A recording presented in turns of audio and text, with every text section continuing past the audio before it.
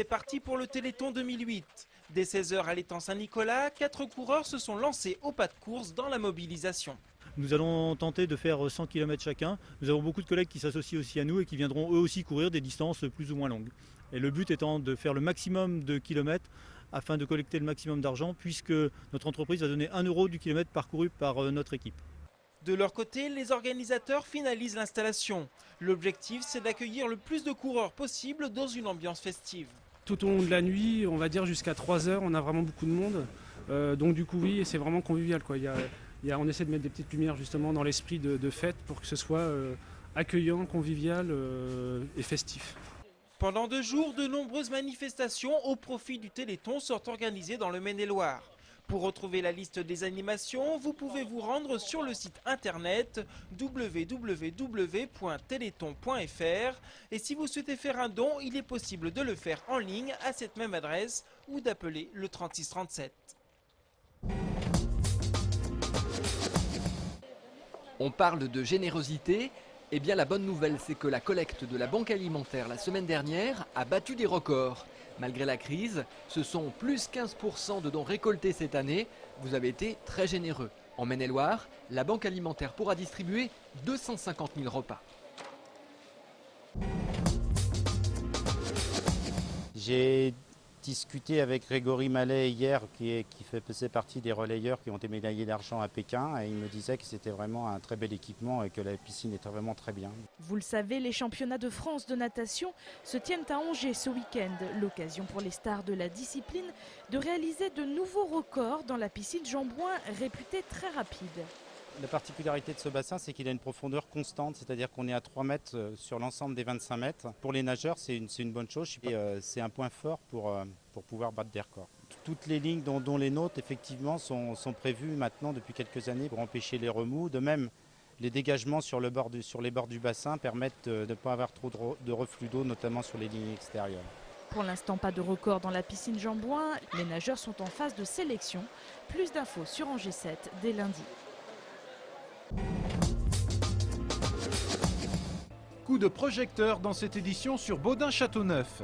C'est en effet à cette entreprise implantée à Châteauneuf-sur-Loire dans le Loiret qu'a été confiée la fabrication des éléments métalliques du pont qui enjambera la Maine à Angers dans quelques mois et qui servira en particulier pour le tramway.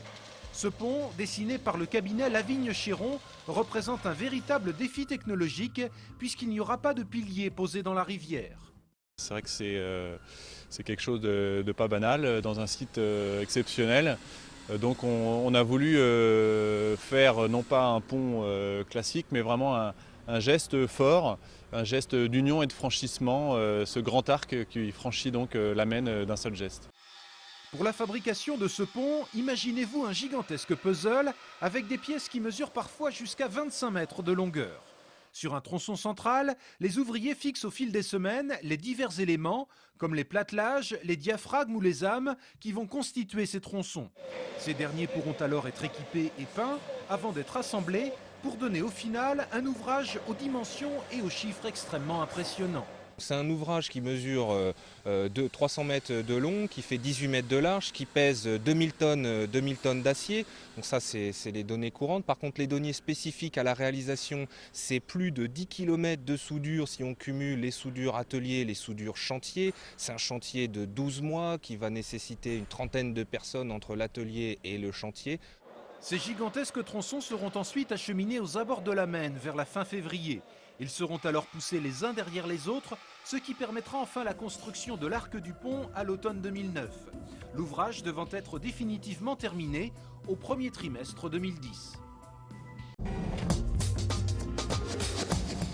Si vous souhaitez venir profiter des soleils d'hiver qui vont illuminer la ville d'Angers, la Cotra a mis en place une offre promotionnelle qui peut vous intéresser. Un ticket de bus vous permettra en effet de voyager pour 3,40 €. Il est valable pour 5 personnes et utilisable pendant toute une journée, les 3 samedis avant Noël. Pour se le procurer, rendez-vous dans les points de vente habituels. Vous m'avez l'air émerveillée. Je me trompe ? Ah oui, c'est vrai. Et pourtant, je connais bien des œuvres, mais il y a bien des tapisseries nouvelles qui ne sont pas toujours exposées en Angers aujourd'hui. Aussi parce que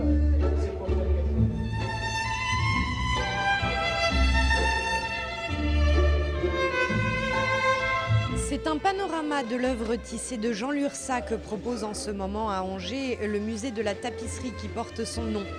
Une exposition qui s'articule autour de 14 grandes œuvres et de tapisseries moins connues, provenant de l'atelier de l'artiste et qui pour certaines n'avaient pas été montrées depuis 20 ans.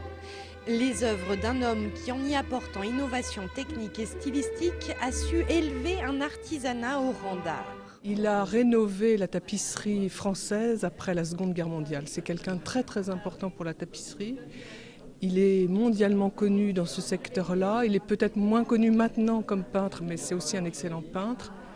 Et à Angers, on conserve son chef-d'œuvre tissé qui est le Chant du Monde. Samedi dernier, à l'occasion du vernissage de l'exposition, des dizaines et des dizaines d'adeptes et de curieux se sont pressés pour admirer les œuvres de Jean Lurçat. De quoi réchauffer le cœur de la veuve de l'artiste Lissier. Je suis très impressionnée. Les précédentes expositions étaient convenables, mais ici il y a des tas de quantités nouvelles, bien accrochées, belles lumineuses, pas toujours facile de les éclairer. Et j'étais déjà émue avant de venir, je suis beaucoup plus maintenant.